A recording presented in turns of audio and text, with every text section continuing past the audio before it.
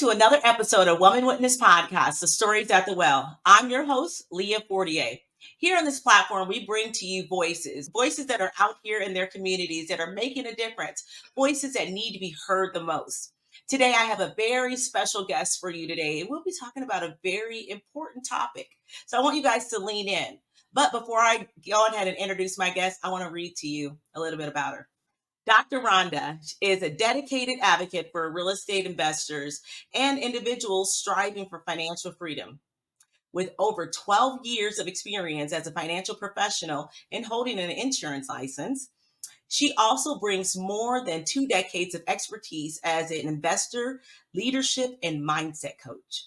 Dr. Boyd provides valuable guidance to her clients on effective strategies, techniques, and behaviors to reduce debt and accumulate wealth and foster constructive family communication. Through her mentorship, clients acquire the knowledge to eliminate debt, accumulate wealth by utilizing the concept of infinite banking and potentially overlooked avenue of financial growth in communities. Dr. Ronda champions community empowerment by educating individuals on the possibility of wealth creations through tailored banking systems. Furthermore, Dr. Boyd is a published author with her latest ebook, 5 Key Reasons Real Estate Investors Lose It All, which released on Valentine's Day.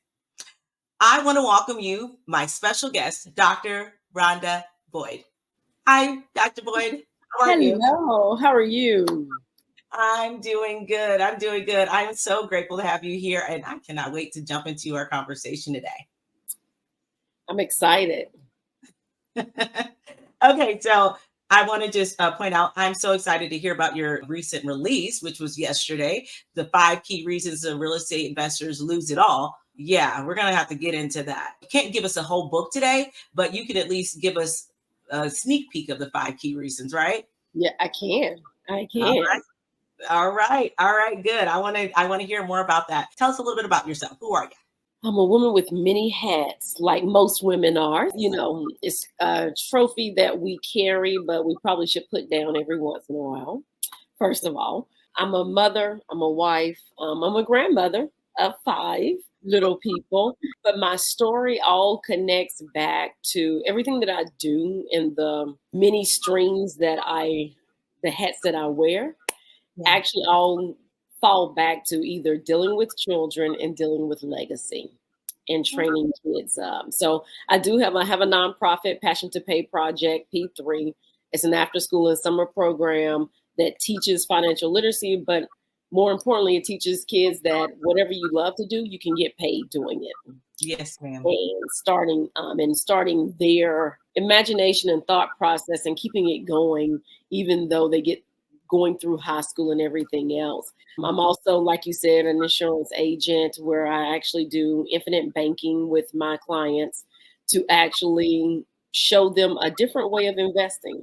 We sort of look at insurance as investing, but it's normally after somebody died, which is not always, you're not really talking about that because we don't want to talk about death, even though that's a hard conversation. It's a hard conversation, but it's a conversation that needs to happen in order for things to go smoothly. But what I do, you can actually use while you're alive also. And I think that kind of helps start off that conversation is that, no, you're not just leaving a fat check, but we're going to do some financial literacy. We're going to leave a legacy.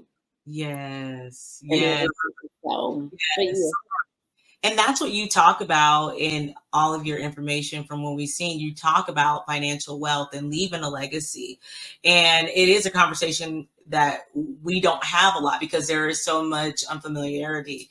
And, I've been in the banking for over a decade and I just recently came out, not too well, 5-6 years ago. And, one of the things that, I always ran into was, unfortunately, those situations where people didn't communicate. There was a lot of uncertainty there. Of course, you're feeling the hurt and the pain of a loss, but then they're like, okay, now what? Right. And I wasn't licensed to talk about it. However, I have you in front of me and I want to dig into it. I know this is one of the things that you said that you want to talk about. So I want to talk about that with you today and everyone who is listening. I think this is going to really bless us, especially as women, and especially as, of course, if you're a mother or if you are taking care of anyone that you want to leave a legacy. So can't wait to dive into it. Okay. I want you to tell us about the moment that you felt that you were called to create a stage. I fell over when I read this. How did Mhm. you gather your courage and take the first step onto that path of faith and your stage that you called for the love of money? Several years ago, I don't I don't want to say I struggle because I think now it's a struggle that I'm walking through of Mm, finding identity. I'm that type of person that I'll try different things, yeah, yeah, and people tend to label people who try different things and like, okay, what are you doing new now? Where yeah, you're afraid to step out and do the things that now you found your calling yeah. and now you're afraid to do it, even though you were willing to try. Because I feel like if you never move, how do you know which direction you are supposed to go? So it is okay to try. Thank you. And Yes. it's okay to try because even and I relate this back to kids, it's like if they never try anything, how do they know what they love? And Right. and as adults, we're the same way. And I think sometimes we get out of that, oh, I'm an adult, I gotta be doing this, this, and this, but you don't. You Who can put that pressure on us? ourselves. It's our inner self. Our Yeah. inner self actually talks us. And a lot of it is because we're looking at the outside world. Hmm. And then life starts lifing. You Yeah. know, that Yeah. could actually, like, the bills got to get paid. I got to do something. And what I want to do is seems out of my reach. When a lot of times what was really out of your reach was your mindset and saying, I'm going for it. There's Yeah. this story about like the guy going to war, and I can't really remember what it is, but his thing was like, we're going to fight this war, and there's no turning back, so they burn the ships. So it's like Mm. burn the ship, like don't have a second option, move forward. And I remember a couple of years, I kept Mm. trying to get on other people's stages. I even tried to like network and connect with people Mhm. or collaborate, do partnerships, and then I quickly realized people don't really understand what partnership is. And so I try not to use partnership or collaborate. I'm looking for creators. If I'm gonna work with you, I need to know that you're a creator. Because as Yeah. a creator, that means you're creating on your part, I'm creating on mine, and then we're coming together to Yeah. create. And Yeah. I remember God telling me, like, you keep trying to go to all these other people trying to get on their stages, and it's time for you to build your own. You're Mm. capable of building your own. And it was that voice, and it still took me, because I heard that probably 2 or 3 years ago. Mm. Finally did it for the love of money. I brought other people on with me that I knew could add value to it, that had expertise, because I'm a delegator. Yeah.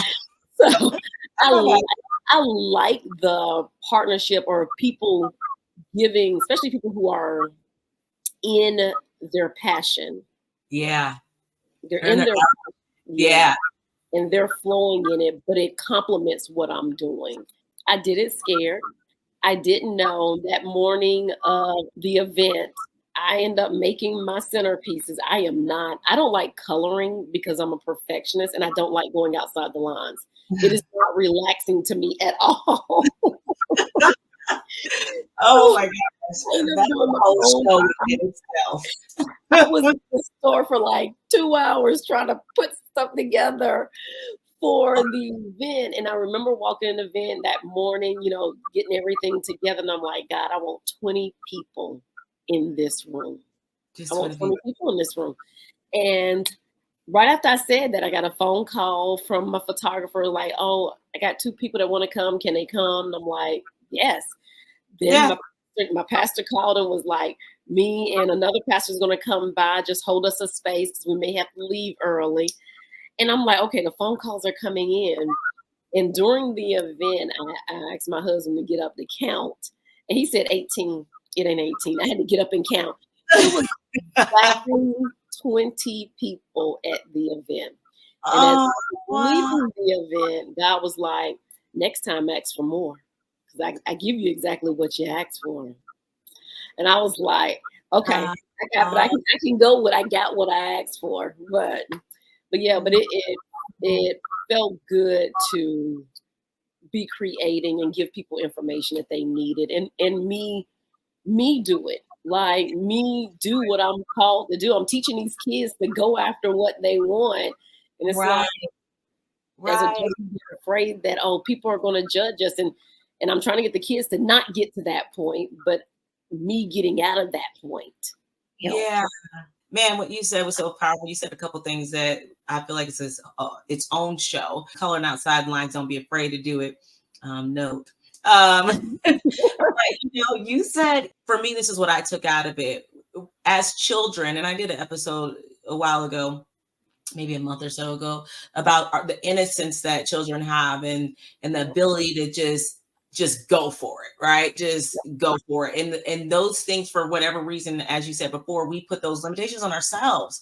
Yep. And I'd love to hear your story about how you battled through that and was like, you know what? God told me to do this, so I'm going to do it. Yep. And there's many people that will listen. And it's like, and I post and I talk about it, and it seems like no one's engaging. And I have to keep reminding myself, this is foreign to most Yeah. of us. Yeah.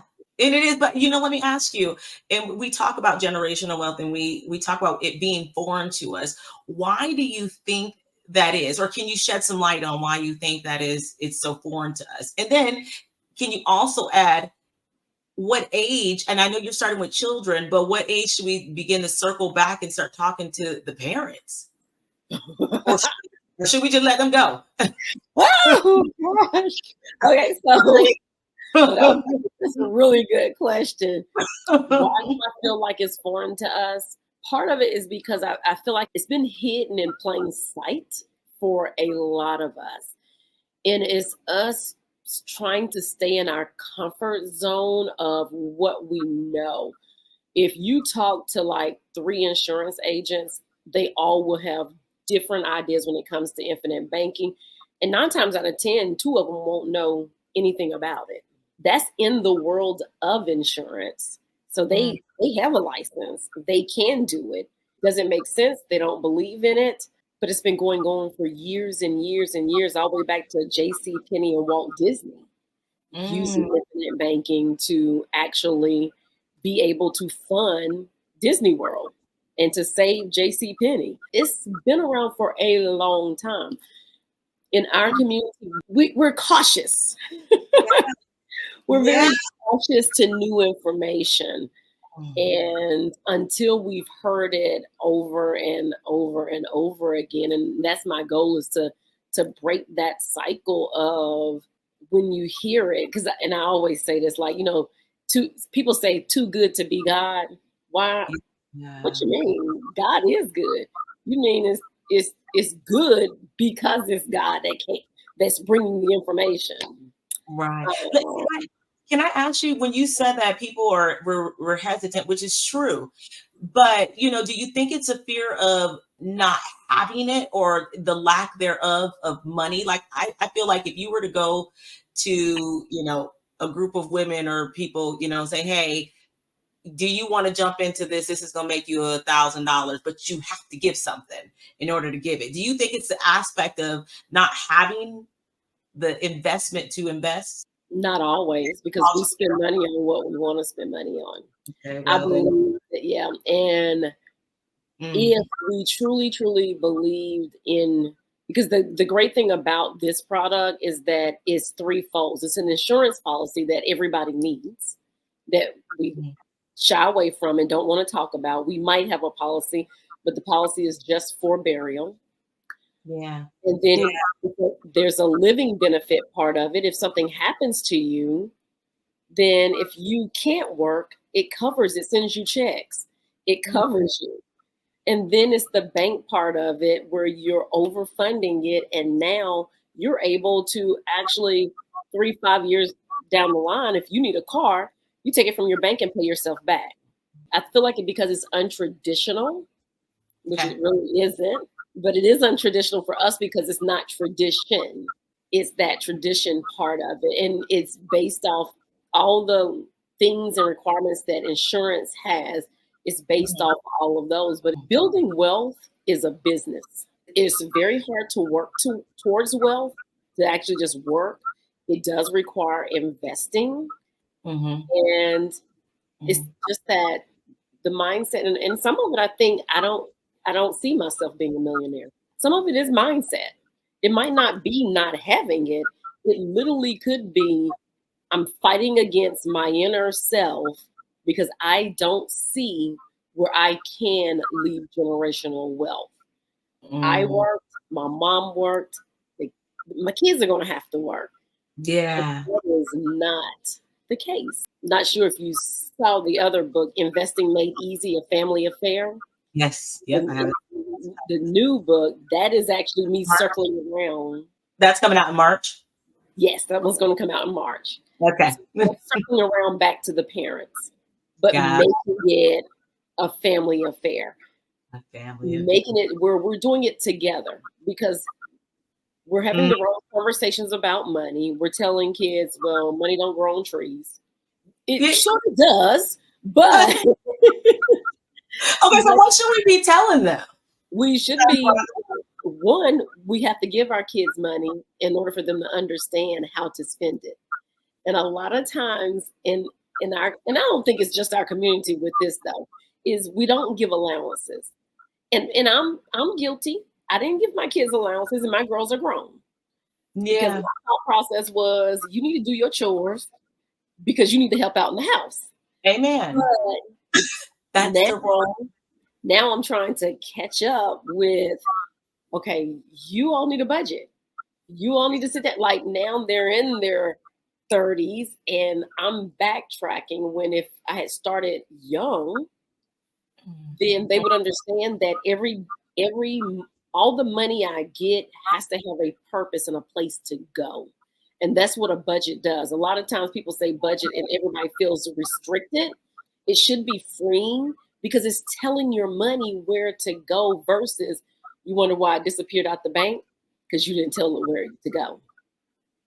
So that's that circle, doing it as a family, having those conversations. We don't talk about debt. And we Mm. wonder why our kids cycle in that same debt cycle that we cycled in, probably the same debt cycle our parents cycled in. And, I was told, don't get a credit card. That's all I was told. Of Yeah. course, when you went to college, guess who's sending you mail? Credit Credit card card. They company. smell you coming. Oh, they thank you. So it's like, but you're telling me not to get it, but they're sending it to me. This is exciting. I can do credit. No, you need to Free pay it money off is every month. what they It's say. free money. Correct. I'll figure out how to pay it off later. I'm Yep. And done. a lot of times the first introduction to money for our kids is them Is going that to college and signing over $100,000 to a college institution for a degree they may or may not use. And they can't go to a bank and get $100,000 to buy a house. no, they can't. They can't, but they can go to a college and they'll give them $100,000. Hold on, wait a minute. Let's talk about. Okay, never mind. I don't want to go off to track, but I feel you already got some stuff started on that. I think that's a conversation that definitely needs to be had. It is.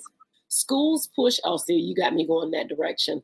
I Oh, feel like unless yeah, schools box our kids in to say you got to do this, this, and this to get this. So, like now, you can go to college and get an entrepreneurship degree.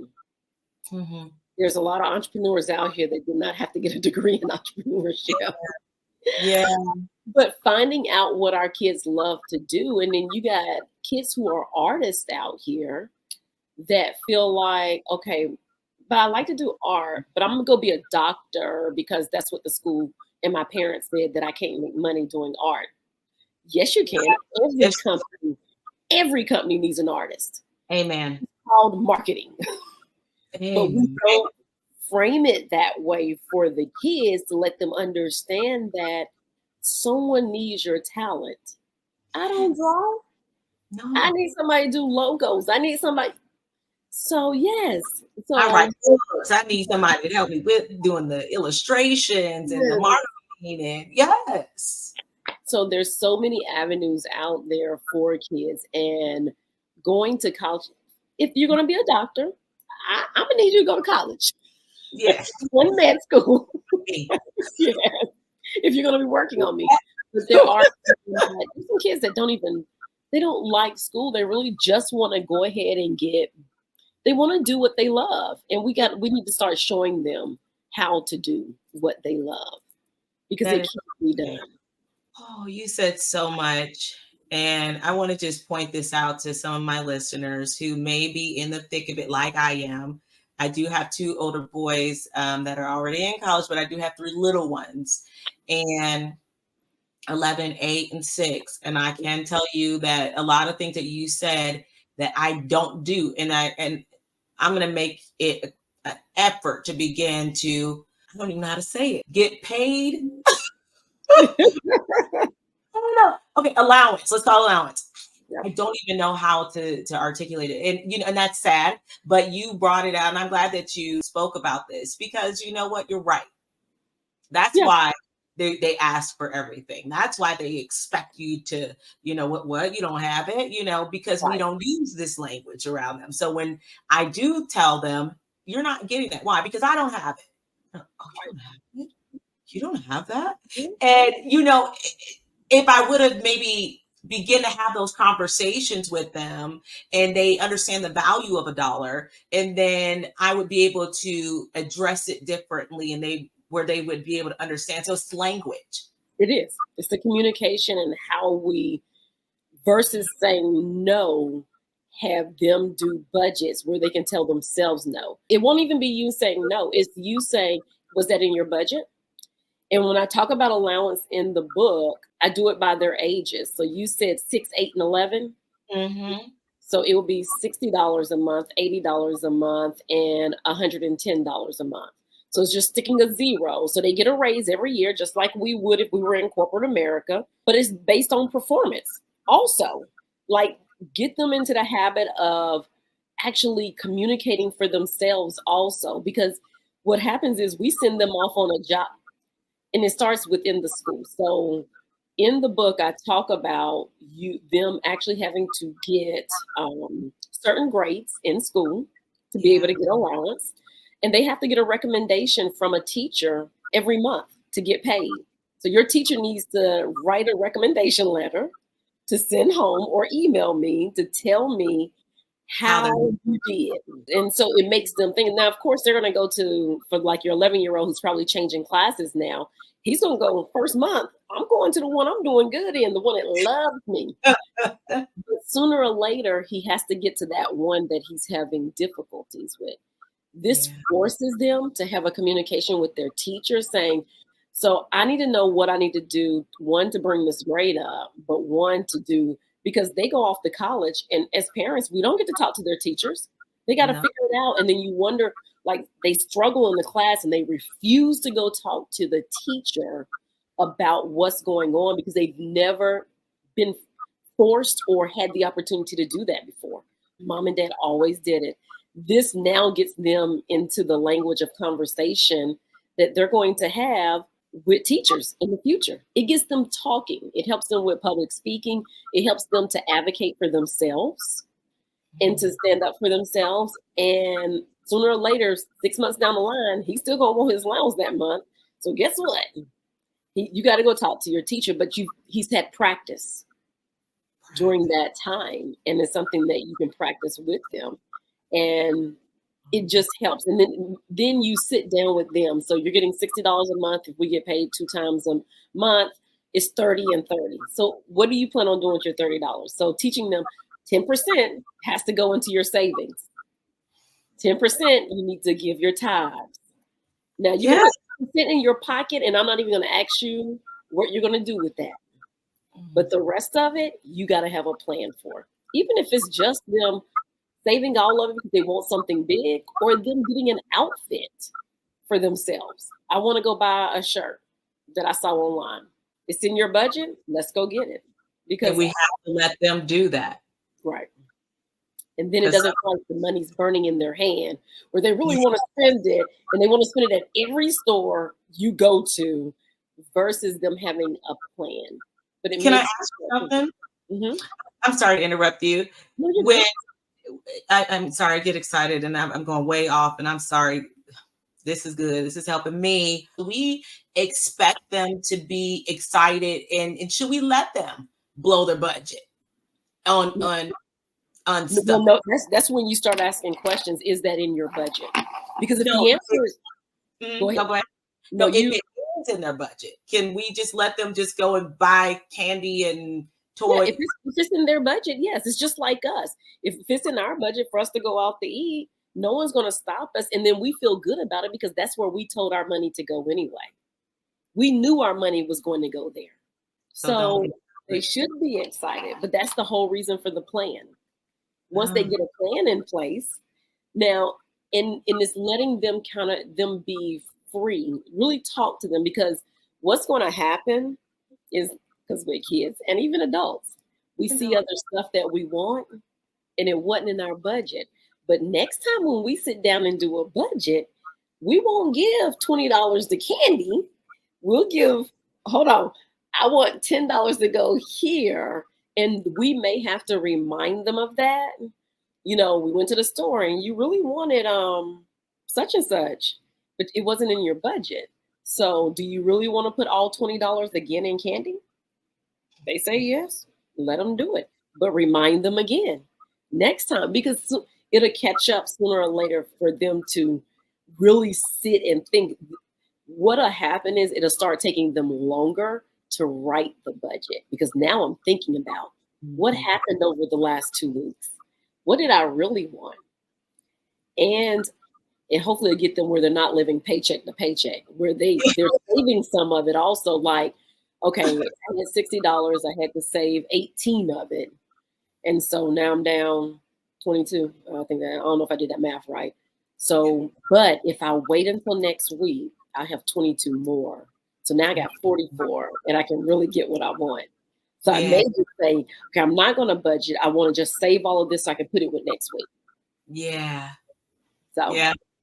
Oh, this is so good. This is really blessing me. And, and it's interesting. And I can't wait for your books. You need to do a class on this because it is a family prayer. I feel like you're answering my question too, as far as like, the target. It's easier to target kids. I feel not target, but it's easier to start with kids. And guess what? The kids will teach the parents that is because correct. I'm hearing everything you're saying, and then I'm thinking about my own budget. And I'm thinking about the things I splurge with myself and also them. There's so many different things I'm going to change now. And I can't wait for your book out because I do want to implement that. And it's very important because you're right. I would like to break the cycle of one, kids feeling like money grows on trees. That's right. Or you having to say no to them in Correct. times when you can see it on their face that they really, really want it, but they really, really want everything, is Right. how we're feeling, even though it might not really be that in their eyes. But that's the goal of the book is for it to be a family affair. Like the best way to learn something is to teach it. And Yeah. so if you're not, as a parent, if you're not doing a budget, okay, well, but I do want to teach them. So now I can start doing mine too. We'll just do it together as a family. Friday nights is going to be financial Fridays. We're going to sit down. We're going to all go through our budgets, lay the money on the table, and we're going to all sit down and do it together. I love that idea. Ooh, I love that idea. I can even see you doing some financial Friday teachings for us. Okay, let's put it in the atmosphere because it's going to help me. Okay, so I think these were some very important tips that you have shared, especially for families, and just for us, just kind of tackling our budget and opening up that door or that window of communication. And you made it clear in how to take those proactive steps. Now I want to move into accumulating wealth. So I heard you begin talking about the debt, right? And this is how we fall into that cycle. For Mhm. some of our listeners who are listening, help us understand how we can tackle their debt and how they can begin to focus on accumulating wealth. What advice would you have for the woman or the woman who wants to build that wealth for her family? Where do I start? Because my debt is way up here and I'm trying to get to a place of financial freedom and financial wealth. Well, one is mindset. That's the first step, is to think differently about debt. Sometimes and I've done it, we run from our debt, Yeah. and we just feel like, because it becomes overwhelming, Yeah. Yep. we have to realize that, guess what? We had fun with that money. We bought stuff that we liked. We got in debt Mm-hmm. because we were having fun. Okay, so now let's make it fun paying it off. Let's get out of the cycle, because there's more, because your debt is what's decreasing your income from coming in. The other thing is, you can get out of debt and build wealth at the exact same time. You can do both. A lot of people think that you have to choose. You don't have to choose.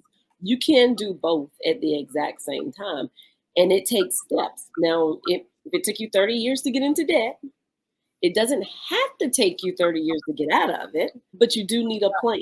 And a lot of people, and some of the things that I'm about to tell you now, things called the snowball effect, really Mm-hmm. sitting down and, how much extra money do you have to pay on that, the lowest balance that you have right now? Because it's going to Mm-hmm. make you feel good to get out of it. You just have to Mm-hmm. start doing it. And then whatever you were paying to that, it goes to the next one. And you Right. keep doing it. I Right. actually have a system, a Money Max system, that takes the guesswork out of it. And so that's what I offer my clients, is it connects, depending on what bank you're with, it connects to your bank account, and it tells you, move this to here, this to this. When me and my husband did it was going to take us 16 years to get out of debt. It put us down to 4 years. And that was to pay off all the houses, all the credit cards, and all the cars. All the houses All the too? houses. All Oh, the houses. okay. Oh Yeah. yeah, we got Yeah. so so we will because be, that's the biggest piece of debt that a lot of us have, right? You yep, know? it is. It is. And if you're doing real estate, and a lot of real estate investors, they're letting the person in the house pay off the debt. My goal was to have 15 properties, but my goal also was not to have 15 mortgages. And Yeah. a lot of investors would tell you, but if you have a mortgage, the taxes would help you out. No, I don't want 15 mortgages. Their rent will pay the taxes, because the taxes don't change one Yeah. way or the other. You're still Yeah. going to have taxes on your houses if you're in the United States. It's starting there, taking your smallest, and call me. I can help you. But actually, taking your smallest debt, taking the smallest one, making as much, and not putting don't put yourself in a more financial bind by saying, "Ooh, I'm gonna pay $500, but now I'm missing money over here, and I'm having to borrow money from people." That makes no sense. Make it comfortable for you. If Right. the minimum is $100 and all you can do is $125 extra, do that. Do that. Right. Now take that 125 that you were paying on that and go to the next card, but continue to pay the other cards. And Mm. then with the wealth part of it, unfortunately, putting your money inside of a savings account is not going to build you wealth, because It- it's a 0.00005. You're looking for something that has Dollars. compound interest. Yes, you need something with more interest to it to help you build wealth. Even if you're a business owner, an IRA, Mhm. you can start building 401k. If you're with a company that matches 401k, take advantage before they take that away. Because I feel like that's going to be like Social Security, where it may end up disappearing on us sooner or later. But Yeah. 401k, they're matching. Also, with the infinite banking is another way to build wealth, Mhm. and that covers you with life insurance. If you have no life insurance policy, then this is the direction I would take you in. Now, and with this, as far as building wealth, like I said, it's a business. Any business you started, if you've ever started one, you're normally, for the first 3 to 5 years, you're putting money in. Really not. You're breaking even, and you're Mhm. normally just funding it. And so I teach my clients, you need to fund it. Mhm. If something happens and you need a car, please don't go get in more debt to go get a car, though. No. Let's Yeah. look at your bank. Let's look at your infinite bank. And we have to stop buying new cars too. Like, if you got it, you got it. You can get a new car, but it loses A used car is just as good as a new car. What do they So say when you drive it off the lot, it instantly like appreciate. devalues or yeah, depreciates, right? Yeah. So, but that's Mm, where I would start. And actually being honest with yourself and your debt. That's the other thing about when you get with me, even if you decide not to do the system, I can at least tell you how many years doing it your way will take you to get out of your debt. mm, That way you at least have a picture yeah, because, we talk about GPS systems, and the great thing is we use GPS systems from our phone. What it doesn't tell you on the phone is it doesn't tell you where you start at. It tells you where you're going. And that's how this system is. It tells you where you're starting at, but it also tells you how quickly you can get out of from what you've been dealing with. very true. It's such great advice. Such great advice. Okay, so for some of the moms who are out there listening, they want to begin to accumulate wealth and they don't really know how. They want to just start saving some way, somehow. What vehicle would you recommend that they begin saving? The Or infinite banking. okay. I would actually recommend infinite banking. And the reason why is because it gives them a life insurance policy and they're able to save. Now, will in 3 to 5 years with just $100, will they be able to take a big lump sum out? No, Mm, but depending on, because there's different avenues with the infinite banking, depending on if you have kids that are over the age of 18 or even little, because I can do it with a whole life policy, or I can do it with an IUL, which is children under 18.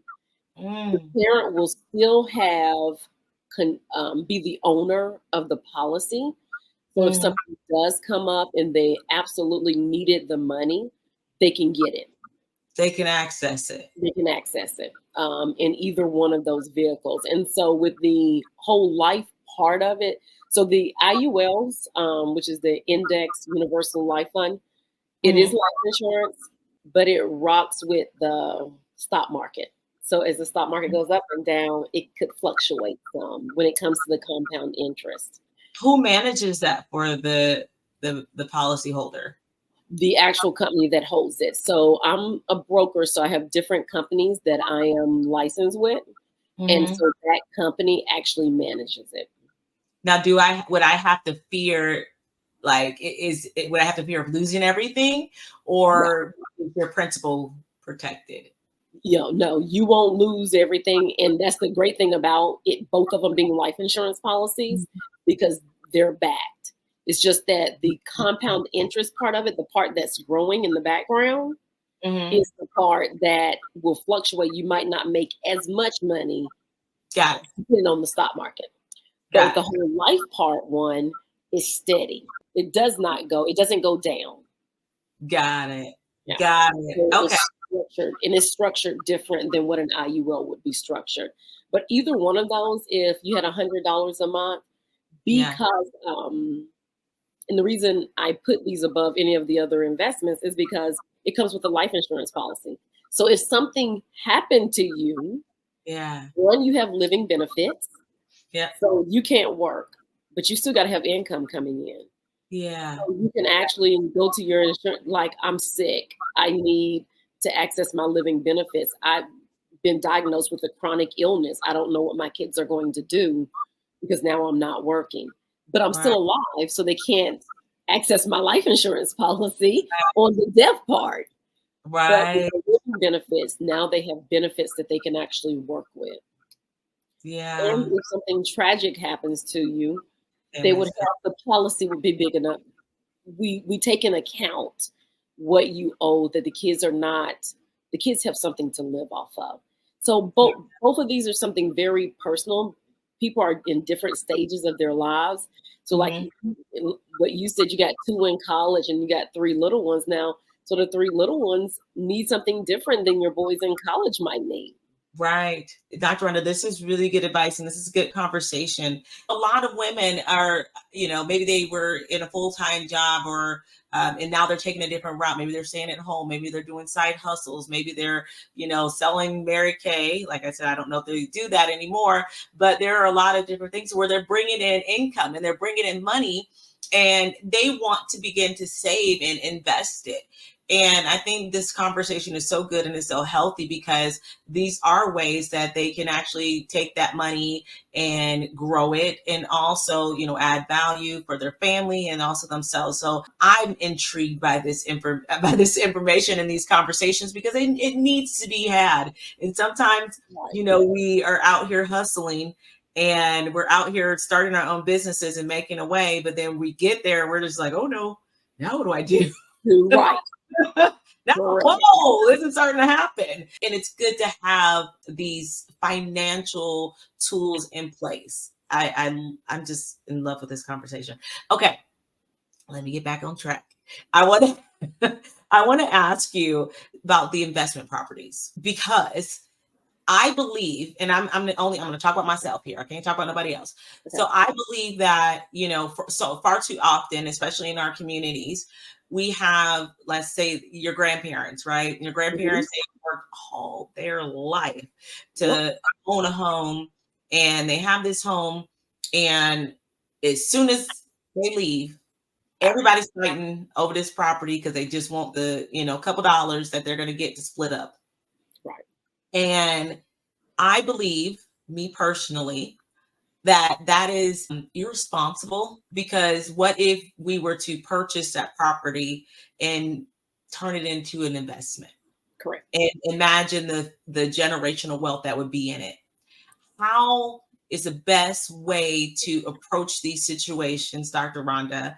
Going back to that family affair, I'm probably sure you're going to correct.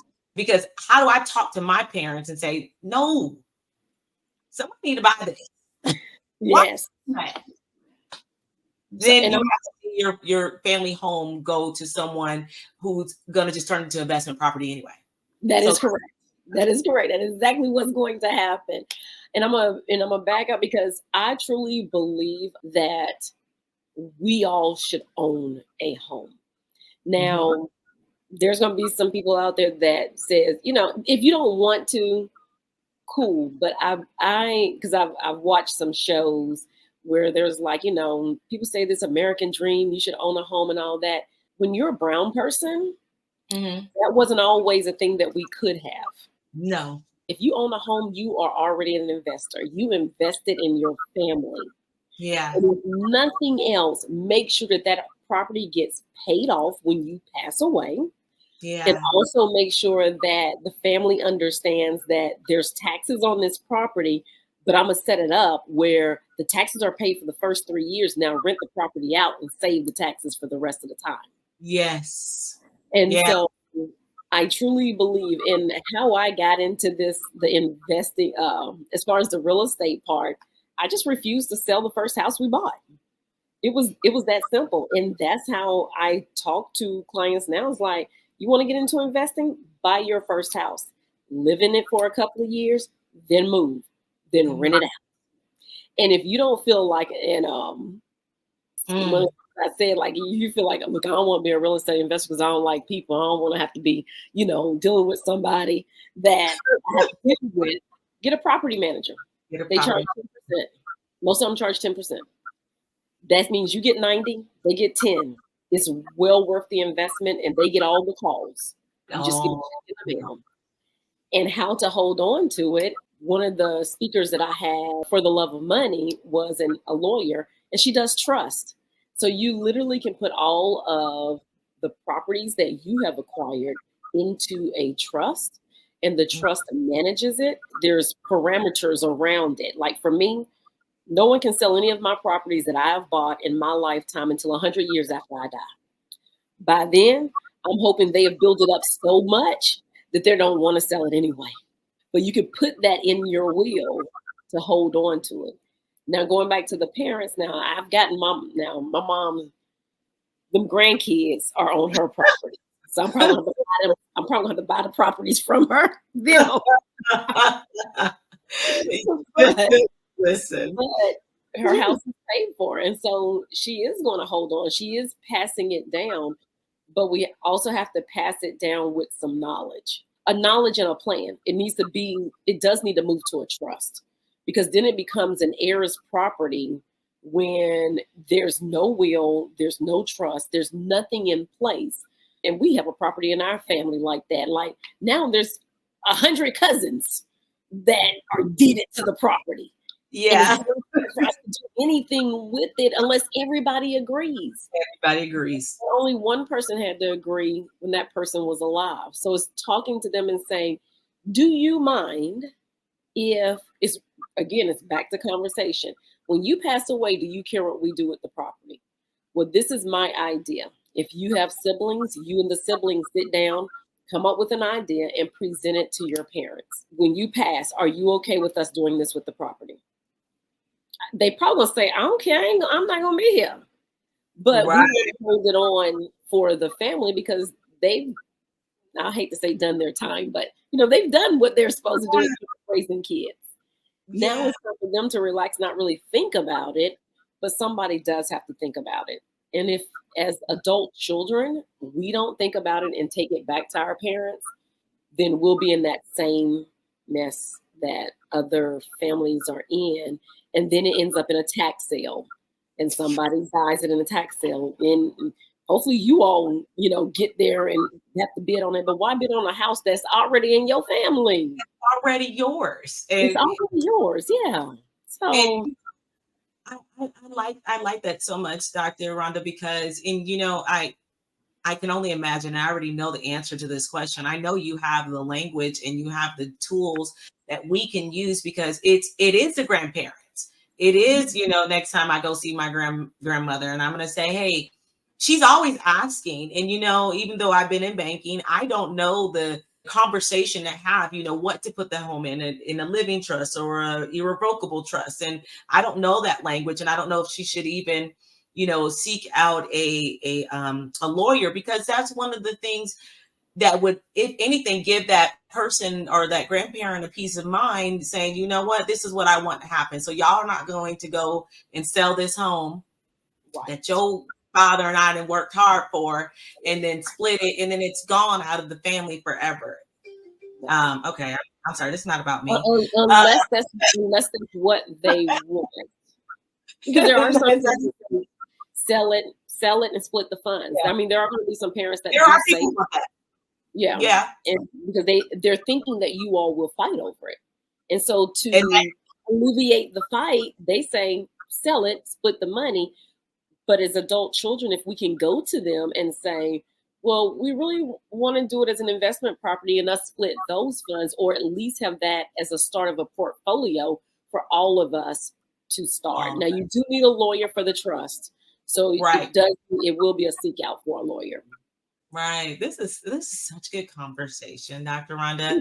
And I appreciate you for having these conversations. I know that there needs to be more, and I'm definitely going to make sure that I seek you out, and I need you to share all your information so we can get it on this platform, maybe even have you back for, what did you say, Financial Fridays? I'm all up that. Because I think it will help all generations. All generations. I mean, I feel like everything we talked about today covered everybody. It does. Your business, your personal life. I feel full. Thank you so much. Dr. Rhonda, tell us where we can find your books. Okay, so you can go to www.bankonyourselfebook.com. That's where you can purchase all of my books. That's where you can get in contact with me if you want to know more about the Money Max system and getting out of debt.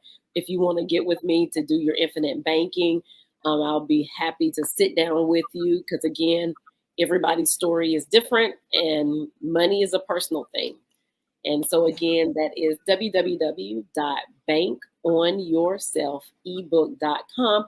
And that's also my gift to all your listeners as a free ebook. That's not the brand new one yet, but that might be, within that. I'll make sure I'll attach it to it. But yes, that's the first ebook that actually takes you through 4 steps of creating your own infinite bank. So it goes into detail of what we really couldn't go into on here, that website. Oh, wow. Thank you so much for that, Dr. Rhonda. And I believe that material and any insight, that's golden. So please anyone who's listening, take advantage of this opportunity. Take advantage, go down there and download that ebook and just start digging into it, because I promise you, if you were blessed by just this conversation, I already know that you're going to be blessed by this ebook.